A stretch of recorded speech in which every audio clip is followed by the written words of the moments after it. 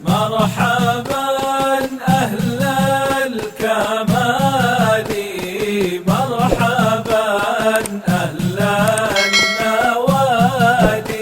Nah, kasus ini ada yang mirip juga. Allah ceritakan Nabi Uzair alaihissalam. Jadi hidupnya setelah masa Nabi Musa. Setelah masa Nabi Musa, ini Nabi ini hidup, namanya Nabi Uzair. Nah, Nabi Uzair di surat Al-Baqarah ayat 259 itu Allah ceritakan, dan ini orang Yahudi menganggap Nabi Uzair sebagai Tuhan. Wa galat Yahud Uzair ibnullah. Orang-orang Yahudi mengatakan Uzair anak Tuhan. Wa galat Nasara Isa ibnullah.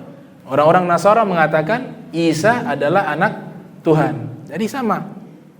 Uzair dianggap anak Tuhan, Nabi Isa dianggap anak Tuhan. Nah, kenapa dianggap anak Tuhan? Jadi ceritanya panjang. Ini Nabi Uzair alaihissalam terkenal mustajabu da'wah. Di kampungnya terkenal memiliki doa yang mustajab. Ini ceritakan dalam kitab Qasasul Anbiya atau Qisasul Anbiya, disusun oleh Ibnu Najjar dan juga Al-Imam Ibn Katsir. Kemudian diceritakan di dalam kitab tafsirnya Imam Suyuti Durrul Manthur, juga di kitabnya Al-Imam Alusi Ruhul Ma'ani, juga di kitabnya Al-Imam Ibn Katsir Tafsir Al-Qur'an Azim. Nah, ini berjalan. Beliau waktu itu lagi bawa makanan, ada roti, ada anggur. Jalan di satu tempat, ada perkampungan mungkin bencana alam, jadi hancur berantakan itu kampung. Beliau lihat ini kampung yang hancur, bagaimana bisa Allah hidupkan kembali, perbaiki lagi menjadi kampung yang utuh. Ternyata beliau punya masalah, problemnya sama seperti Nabi Hizkil. Hari kiamat percaya, tapi bagaimana Allah bangkitkan lagi sesuatu yang sudah mati, yang sudah hancur. Kalmar alladhi ala qaryatin wa hiya khawiyatun ala urushiha. Ketika berkata demikian, qala anna yuhyi hadhihi Allah ba'da mautiha. Bagaimana nih Allah bisa hidupkan lagi nih kampung yang sudah mati, bisa jadi utuh lagi, ramai lagi. Dan bagaimana orang yang sudah mati, makhluk yang sudah mati bisa bangkit lagi. Ini di dalam ucapannya Nabi Uzair. Allah Ta'ala langsung menunjukkan bagaimana cara Allah membangkitkan makhluk yang sudah mati di hari kiamat. Makanya namanya Yaumul Qiyamah. Hari kiamat ini punya nama banyak.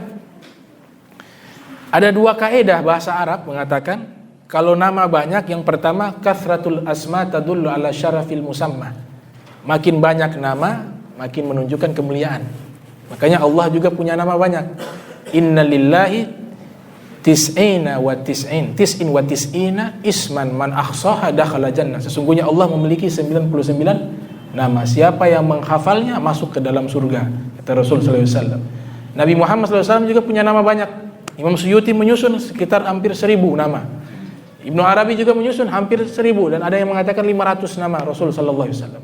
Jadi kalau makin banyak nama, makin menunjukkan kemuliaan. Makna yang kedua, makin banyak nama, makin menunjukkan hari itu hari yang besar, bukan hari sembarangan.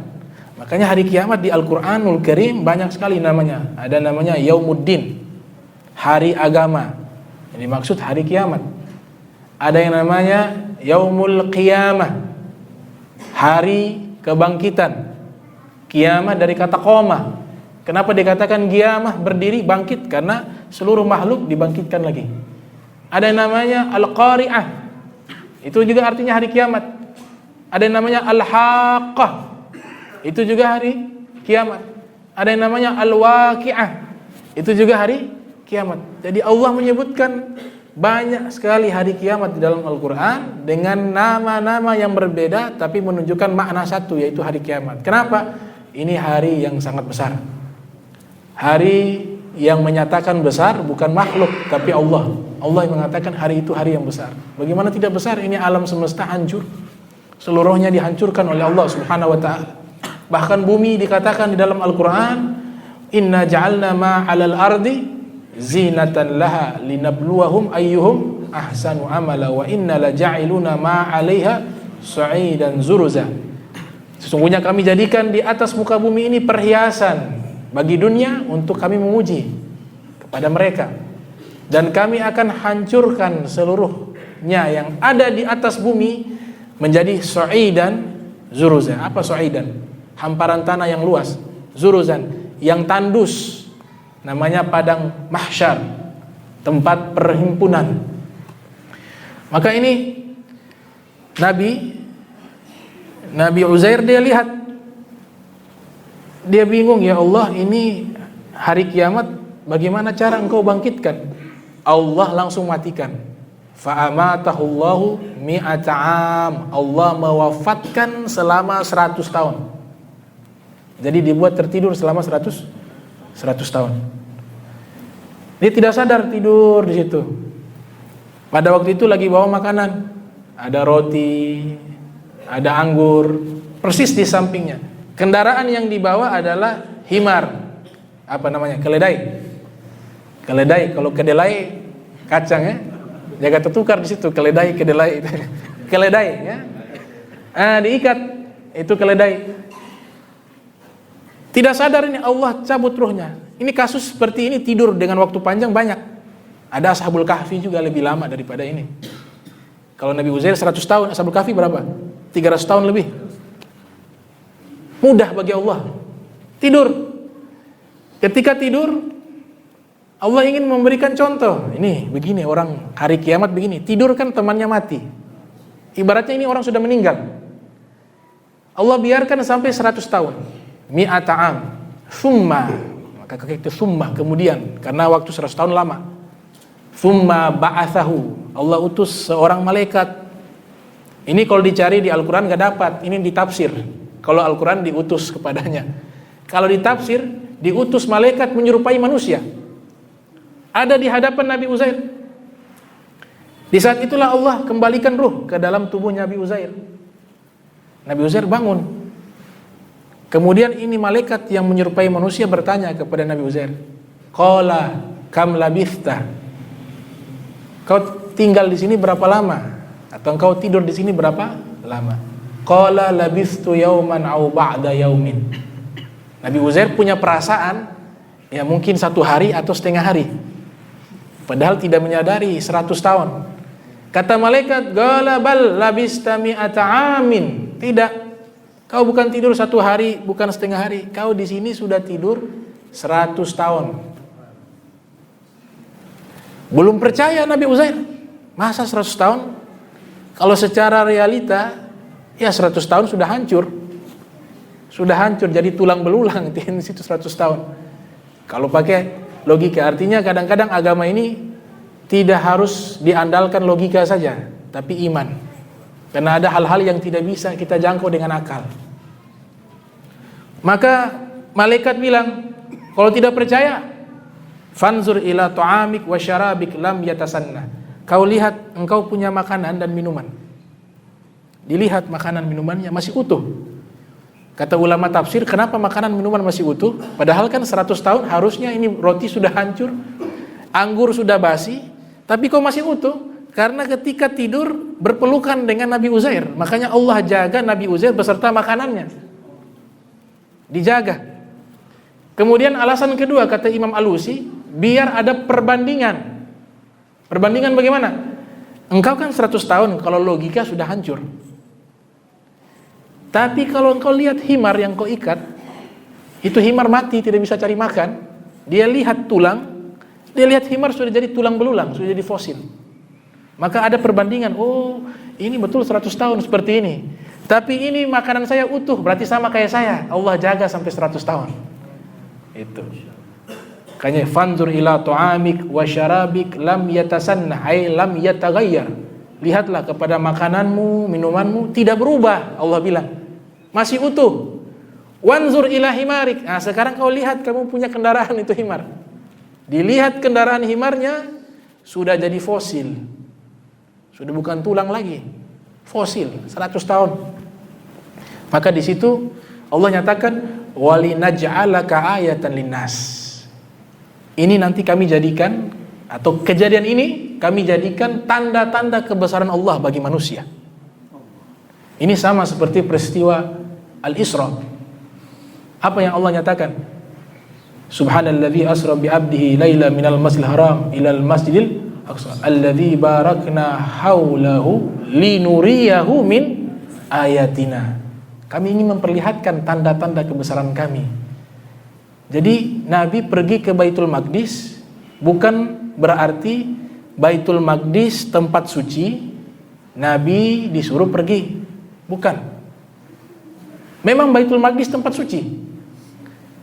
Tapi ulama yang lainnya yang memiliki pemahaman mendalam dan tahu kemuliaan Nabi Muhammad SAW, mereka membuat penafsiran yang berbeda. Mereka katakan, kenapa Allah israkan Nabi ke Baitul Maqdis? Agar Baitul Maqdis itu menjadi mulia karena pernah diinjak oleh Rasul SAW. Jadi terbalik. Baitul Maqdis ini Nabi disuruh pergi ke sana agar Baitul Maqdis mendapatkan kemuliaan Nabi Muhammad SAW. Karena beliau khatamul anbiya, para nabi hampir seluruhnya dari kalangan Bani Israel lahir di situ, tinggal di situ, asal daripada orang-orang yang ada di Bani Israel. Ini penutup para nabi, ini tempat belum mulia kalau nabi belum injak. Makanya Allah mengisrakan nabi menginjak tempat tersebut biar menjadi mulia. Itu. Dan seterusnya, langit juga demikian. Maka ini Nabi Uzair ketika melihat, ya beliau melihat ini tulang, oh percaya beliau, betul saya tidur di sini 100 tahun, ini sudah jadi tulang. Baru Allah tunjukkan bagaimana cara menghidupkan makhluk yang sudah mati di hari kiamat kembali hidup. Maka Allah perintahkan, sekarang wanzur ilal idham, engkau lihat kepada tulang tersebut. Kaifa nunsidhuha thumma naksuha lahma, bagaimana kami menyusunnya dan kami memakaikan dia, menumbuhkan dia daging. Kasusnya sama, mulai dia tulang tersambung, kemudian dia menjadi tulang yang utuh, ya seperti himar. Kalau kita pergi ke museum tuh ada tuh hewan-hewan purba, tulang-tulangnya itu. Persis seperti itu. Kemudian mulai itu muncul daging, darah, kulit, kemudian ruh ditiupkan. Di dalam tafsir Alusi, Imam Alusi mengatakan, di saat ruh ditiupkan, ini himar dia teriak sampai putus lehernya, urat lehernya. Akhirnya dia mati juga, itu himar. Dalam kitab Alusi. Kenapa? Dia pikirnya hari kiamat. Karena sudah mati bangkit lagi. Jadi himar saking takutnya dengan hari kiamat, dia teriak sampai urat lehernya putus. Urat lehernya putus, dia ketakutan. Yauma yaj'alu wildana shiba. Allah buat satu permisalan, di hari kiamat anak kecil kalau ada atau ikut di dalam kejadian hari kiamat, maka rambutnya berubah jadi putih. Anak kecil. Yauma yaj'alu wildana shiba. Yauma tarjuful ardu wal jibal wa kanatil jibalu kathiban mahilah. Bumi berguncang, gunung hancur berantakan, maka dijadikan ini gunung-gunung seperti pasir yang ditumpuk secara halus. Kathiban mahilah, hancur lebur seluruhnya. Sudah Nabi Uzair lihat, percaya, sudah hidup ini himar. Sekarang lanjutannya di kitab sejarah, di kitab tafsir hanya sampai di situ biasanya. Di kitab sejarah Al-Bidayah wan Nihayah nama kitabnya, disusun oleh Al-Imam Ibn Katsir. Pulang dia dengan kendaraan, mau kembali ke rumah. Lewat jalan sudah berubah, 100 tahun tidur. Ternyata masyarakat itu cari.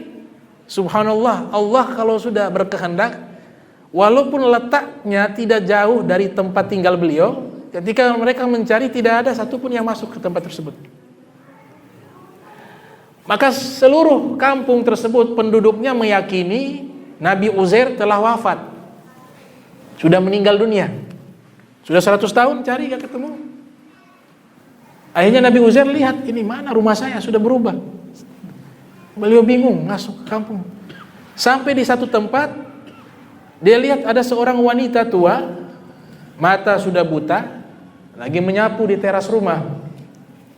Maka Nabi Uzair memperhatikan wajah nenek tua tersebut yang umurnya juga sudah 100 tahun lebih. Kayaknya saya kenal ini wanita, kata Nabi Uzair. Ternyata dia lihat, dia amati, oh ternyata ini budak wanitanya, pelayannya yang membantu urusan rumah. Ya, di masa itu kan ada namanya jariyah, budak wanita. Nabi Uzair menyapa, katakan, wahai jariyah, wahai budak wanita, kau kenal saya? Kata budak wanita, saya matanya buta, gak bisa melihat. Saya Nabi Uzair, saya Uzair. Dikatakan, saya Uzair. Kata ini Jariyah, tidak mungkin, Uzair sudah meninggal lama. Kurang lebih 100 tahun ini sudah meninggal. Kata Nabi Uzair, benar, ini saya Uzair. Kemudian Jariyah menjawab, kalau benar-benar engkau Uzair, terkenal sebagai rajulun soleh, seorang laki-laki yang soleh, terkenal punya mustajab dakwah, memiliki doa yang mustajab. Kalau benar engkau Uzair, minta kepada Allah agar Allah sembuhkan mata saya yang buta ini. Maka Nabi Uzair doa. Ketika doa minta disembuhkan, itu wanita punya mata sembuh, bisa melihat, dan dia mengenali wajah Nabi Uzair karena masih muda. Walaupun 100 tahun, tapi umurnya tetap di saat beliau tidur. Dilihatnya, ini betul ini, engkau Uzair, kok bisa hidup lagi? Ini berita tersebar, heboh satu kampung. Sebagian orang mengatakan, dia ini bukan orang sembarangan ini. Atau sudah mati hidup lagi. Jangan-jangan dia anak Tuhan. Mulai muncul. Tapi sampai di sini belum tersebar pengakuan dia anak Tuhan. Di waktu itu kitab Taurat sudah hilang. Jadi Nabi Musa alaihissalam itu diberikan wahyu oleh Allah kitab Taurat, Nabi Isa Injil, Nabi Daud Zabur, Rasulullah Al-Furqan atau Al-Quranul Karim. Tapi seluruh nabi ini tidak ada yang menghafal. Nabi Musa gak hafal kitab Taurat. Nabi Daud tidak hafal. Yang dikasihkan wahyu untuk menghafal hanya Nabi Muhammad, dan Allah berikan kemuliaan umatnya untuk menghafal khususnya. Makanya Allah sering mengulang jam'ahu wa qur'anah, kami yang himpun dan kami akan bacakan Al-Quran. Jadi ada wahyu turun, pertama kali malaikat Jibril baca itu wahyu, Nabi ikut bersamaan. Maka Allah larang, wala tuharrik bihi lisanaka lita'jala bih, inna alaina jam'ahu wa qur'anah. Wahai Rasulullah, kalau Jibril baca wahyu, gak usah ikut gerakan lidahnya, gak usah ikut baca, gak perlu. Kenapa? Karena seluruh wahyu dan ilmu kami akan letakkan ke dalam hatimu. Jadi Rasul SAW itu Allah letakkan seluruh ilmu dalam hatinya tanpa proses belajar. Makanya Jibril itu formalitas saja sebagai guru. Jibril bukan gurunya Nabi Muhammad. Gurunya Nabi Muhammad SAW adalah Allah Subhanahu wa Ta'ala.